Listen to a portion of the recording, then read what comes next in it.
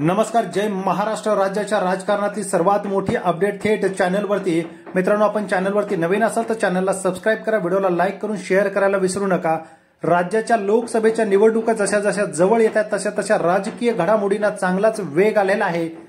ज्या मुख्यमंत्री एकनाथ शिंदे यांना मुख्यमंत्री पदावरती विराजमान करण्यासाठी भारतीय जनता पक्षाने शिवसेना पक्ष फोडला, ज्या शिवसेना पक्षासोबत 25 वर्षे युतीमध्ये राहिलेले आहेत, ज्या पक्षाने सर्व काही अवघड काळामध्ये कठीण काळात साथ दिली, मोठं केलं, त्याच पक्षाचे दोन तुकडे बाळासाहेब गेल्यानंतर यांनी केले.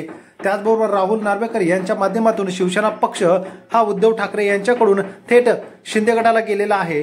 त्यामुळे आता याचाच धडा घेत आणि भारतीय जनता पक्षाची जी खेळी ओळखत सदाभाऊ खोत प्रचंड प्रमाणात नाराज आहेत. केवळ आमचा वाजंत्री म्हणून वापर करून घेतात आणि निवडणुका झाल्या की दूर सारतात, अशी खतखत त्यांनी व्यक्त केलेली आहे. त्यानंतर सदाभाऊ खोत यांनी सुद्धा आणि महादेव जानकर यांनी आता भारतीय जनता पक्षासोबत न राहण्याचा निर्णय घेतल्याचं सूत्रांनी सांगितलेलं आहे. छोट्या छोट्या पक्षांना भारतीय जनता पक्ष लोकसंख्येनुसार जागा वाटप करणार नाही आणि येत्या काळामध्ये जर आम्हाला टिकून राहायचं असेल आणि स्वतःचं अस्तित्व निर्माण करून ठेवायचं असेल तरी आम्हाला आमच्या ताकदीवरती लढवावं लागेल, असं त्यांच्यामध्ये एकमत झाल्यामुळे भारतीय जनता पक्ष आणि शिंदे गटाला हा निवडणुकीपूर्वीच जोरदार धक्का मानला जातोय. आपल्याला काय वाटतं कमेंट करा. जय महाराष्ट्र.